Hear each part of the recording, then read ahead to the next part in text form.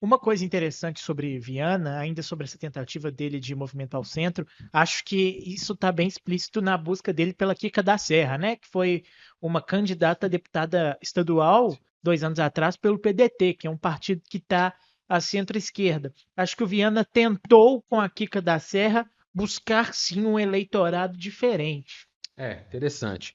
Agora, aproveitando que a gente está falando de vices, assim, vice tem alguma influência em eleição, gente? Vocês acham? A escolha da Kika ou da Renata faz alguma diferença? A escolha do Paulo Brant para o Gabriel? Eu vou falar a relação dos vices aqui, só para a gente introduzir. A gente pode até ir falando caso a caso, mas eu já vou dar minha opinião. Eu acho que especificamente, assim, nessas disputas municipais, estaduais, a nível nacional, talvez possa fazer alguma diferença, como fez para o Lula com o Alckmin. Mas em via de regra, eu acho muito difícil que um candidato a vice vá agregar eleitoralmente, né, vai deixar, vai dar mais voto para o candidato, do que acontece sempre historicamente nos Estados Unidos, por exemplo, que eles colocam, normalmente é muito comum na história dos Estados Unidos, o candidato a presidente colocar um vice de um certo estado, um ex-governador de um estado tal, um estado decisivo, para o vice-governador, né, focar sua campanha, seus esforços nesse estado decisivo. Por aqui eu acho muito improvável, né, que isso Olha, eu tenha discordo alguma relevância. É frontalmente de mesmo? você. É mesmo? Discordo frontalmente e fico, nesse assunto, eu fico com uma frase que o prefeito Fuad Noman tem dito várias vezes, que vice é importante para garantir tempo de TV, Não, isso sim, tô a falando de ganhar voto, estrutura de nome. partidária Não, e isso aí eu voto concordo. também. Eu Não, concordo. mas, Agora, mas Belo isso não, Horizonte tem uma curiosidade, né? isso não contraria o que eu falei, O né? histórico de vices em Belo Horizonte tem sido problemático, né? É. De desavenças entre prefeito e vice. É algo que vem se repetindo assim Não, sistematicamente na desde o capital. Márcio Lacerda com o Roberto É, Carvalho, uma é. confusão. Calil também que rompeu Com o Paulo com Paulo Lamarck, é Lamarck. verdade. O próprio Calil e o É. próprio Fuad, né, estão em palanques diferentes. Pois é. Agora, Agora virou uma festa toda essa história. Sobre vices, né? De- Vamos lá. Eu tive a oportunidade de conversar com alguns então pré-candidatos que acabaram se tornando vice, né? Foi o caso, por exemplo, da Luísa Barreto, que esteve com a gente lá no Mundo Político numa entrevista a como Bela Gonçalves pré-candidata com do o Novo, Rogério a Correia. Bela, né, como pré-candidata do PSOL. O E próprio Paulo Brandt, que é vice Paulo, do deixa eu governo. ler rapidinho a relação, até para a gente ter uma contextualização dessa discussão. O Bruno Engler, do PL, vai ter uma chapa puro sangue ali com a Coronel Cláudia, do PL já tinha também, sido vice dele em em 2020. 2020, exatamente. A Coronel Cláudia tentou ser deputada estadual, se não me engano, em 2022, não conseguiu. Carlos Viana com a Renata Rosa, fim da novela. Duda Salaber, do PDT, com o professor Francisco Furô, também do PDT, outra solução aí caseira, partidária. O Fuad Noman, depois de uma grande novela, acertou com o Álvaro Damião, do União Brasil, um acerto aí que eu acho que nesses moldes que a gente está falando, que o partido ajuda muito na estrutura, mas o Álvaro também é uma figura muito popular. Eu acho que existe uma certa aposta de que o vice talvez tenha relevância. Gabriel Azevedo com o Paulo Brant, ex-vice-governador. Paulo Brant gostou aí da cadeira de vice. Mauro Tramonte com a Luísa Barreto, Partido Novo, Mauro Tramonte também, essa novela que você estava falando, né, com a Luísa. Rogério Correia do PT com a Bela Gonçalves do PSOL, deputada estadual. E aí, os três candidatos aí dos partidos de extrema esquerda mais nanicos, né? A Indira Xavier com o Geraldo Neres, Lourdes Francisco do PCO com a Marília Garcia que foi candidata a prefeita em 2020 pelo PCO. Apesar de ser candidata em Belo Horizonte, a Marília fez campanha lá de São Paulo. Foi a primeira campanha home office que eu tenho notícia. E o Wanderson Rocha do PSTU com a Andréa Ferreira. Qual a sua análise dessa tabela de nomes, Vamos lá. Marco? Vamos lá. Então, eu acho que a peça mais relevante nesse xadrez é a Luísa Barreto, e eu explico por quê. Né? Menos, talvez, pelo potencial, de fato, que ela teria, né, de agregar votos diretamente, mas o apoio do governador Romeu Zema é um apoio relevante Sim. nesse cenário, e foi cobiçado por diversos candidatos. Bruno Engler queria esse apoio, Viana queria esse apoio, Tramonte queria esse apoio. Tramonte acabou levando, né, através de uma articulação. A Luísa é uma técnica muito preparada, né, como secretária de planejamento, então ela dá esse ar mais técnico a uma chapa, né, que tem no Tramonte uma figura muito popular, mas que politicamente, né, pouco se sabe da atuação dele do ponto de vista mais técnico em termos de projetos, né? Ele tem um trabalho lá na Comissão de Turismo da Assembleia até relevante, mas também fora isso, assim, pouco se sabe, né, dessa capacidade dele administrativa, digamos assim, né, porque ele nunca exerceu nenhum cargo Até em executivo. termos ideológicos, né? Ele está Pois é. tentando se posicionar muito ao centro. Eu tô Então, curioso. Luísa traz essa experiência executiva Sim, também, né? sim. Técnica e executiva para a chapa. Acho que é um perfil bem complementar nesse sentido e que acabou sendo uma articulação que eu acho que foi bem aí o Tramonte, né? De ter conseguido esse apoio. Luísa, que inclusive resistia muito, né, a ser vice em um determinado Sim. momento, se dizia mais preparada do que todos os outros candidatos, né? Falava isso em entrevistas, mas acabou sendo convencida também. E aí eu acho que é um cálculo também do Partido Novo, que vendo que, né, pelo cenário apontado nas pesquisas, pela dificuldade que seria emplacar uma candidatura dessa, se alia a um candidato que, no quadro de momento, é o favorito.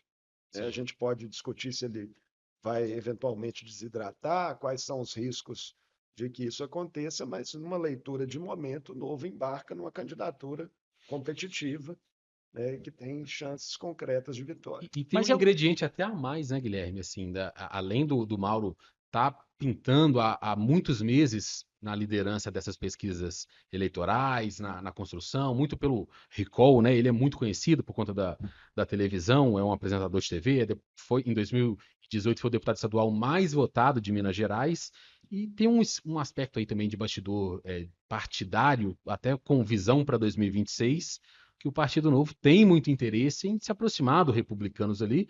Republicanos têm no seu quadro o senador Cleitinho, é uma coisa que a gente até abordou no episódio da semana passada. O Cleitinho é pré-candidato ao governo de Minas. E existe a preocupação, toda a discussão, quem será o candidato do governador Zema em 2026?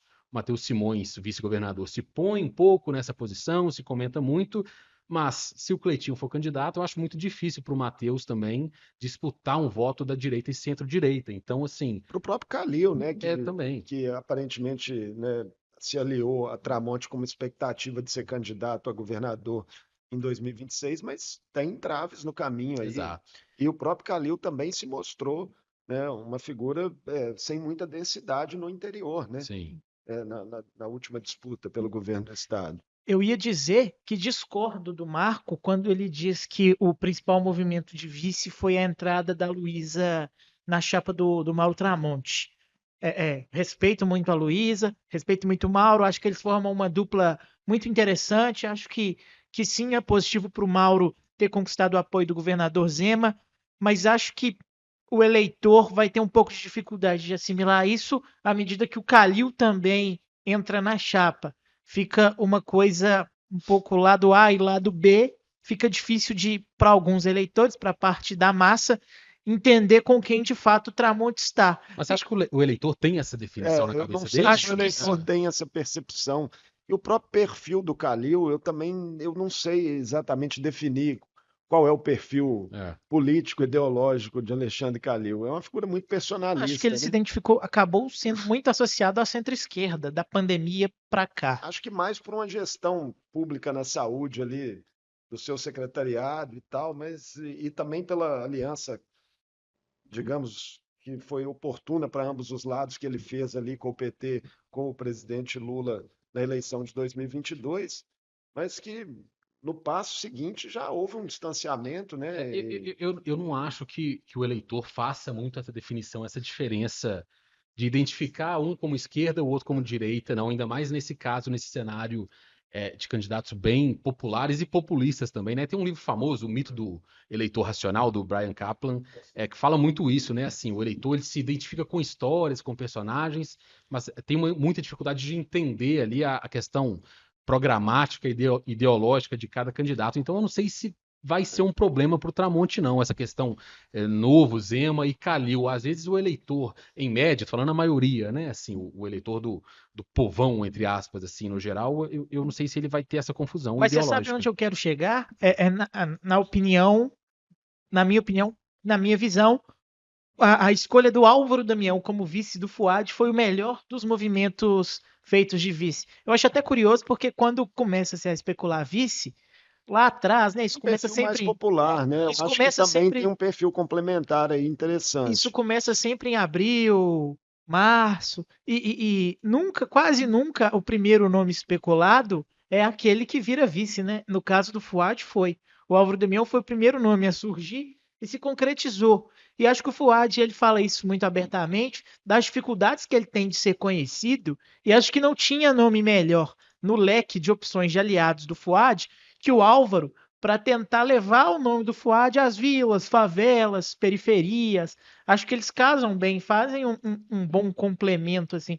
E o Álvaro, ele tem uma boa relação pessoal com o Fuad, né? É um casamento que vem se amadurecendo ao longo dos E meses. União Brasil é o partido mais importante, né, do ponto de vista de estrutura também, E Tempo de e TV. Tempo tempo de de televisão. TV, né, da chapa do prefeito. Então, acho que esse é um fator relevante para a escolha do Álvaro. Ainda sobre vice, só rapidamente sobre a deputada estadual Bela Gonçalves, que é outra que eu acompanho, né, de perto o trabalho dela lá na Assembleia, é uma parlamentar muito atuante, né, com uma ligação bastante forte, né, com movimentos sociais que tem presença na cidade, movimentos de periferia. Então, ela traz, né, esse perfil que é um perfil que tem que ser muito respeitado, né? Ela tem, de fato, muita penetração nas periferias, em diversos movimentos. Agora, pensando, né, numa chapa de esquerda, não é um perfil tão complementar assim ao de Rogério Correia, né, que é o candidato, o deputado federal pelo PT. Houve ali durante alguns meses uma tentativa, né, dessas forças de uma unificação ainda maior. Isso acabou não sendo possível, com a candidatura da Duda Salabert, né, pelo PDT. Então, eu acho que esse campo ficou aí numa situação um pouco complicada para pensando, né, Eu pragmaticamente achei no cenário. decepcionante essa construção dessa chapa, assim, achei mais do mesmo, achei que dialoga com o mesmo É, público, eleitor, assim, Eu discordo um o pouco. eleitor que já votaria no Rogério é o eleitor assim, que a Bela, o eleitor que a Bela poderia levar para o Rogério já estava com o Rogério no cenário, né, assim, dos candidatos colocados, então mas eu diante acho que dos agrega muito partidos que pouco. restaram na chapa, né, não Sim, tinha mas tantas opções Mas assim, né? ao longo do leque, Então, assim, era uma dificuldade, até pelo que o PT tem a oferecer. A candidatura é, do Rogério vamos colocar assim, muito entre aspas, o azarão, porque eu acho que Belo Horizonte não está com tanto clima, pelo menos nas pesquisas, mostrando que quer um candidato, um prefeito mais à esquerda. Então, assim, dificultou nas negociações para o PT. Mas eu esperava ali uma construção. Eu sei que o PT tentou, houve um diálogo ali com o Avante, com o Luiz Tibé, mas a coisa não avançou, mas assim, achei que foi a decisão fácil de tomar. esquerda e direita, para mim, têm problemas similares nessa disputa de Belo Horizonte, né? Que são candidatos correndo pelos mesmos nichos de eleitorado, né? No caso Duda, Salabert e Rogério Correia, na direita Bruno Engler, Carlos Viana, né? Então são Mas eu acho que situações que a gente vai ter que ah, observar. E o Bruno tem uma ligação, né, muito forte com o eleitorado bolsonarista. Acho que essa é a principal aposta dele, em tentar fidelizar esse eleitorado, né, para chegar Sim. eventualmente a um segundo turno. O Rogério também quer, né, que o apoio do presidente Lula seja suficiente, né, para ele crescer nas pesquisas com o decorrer na campanha.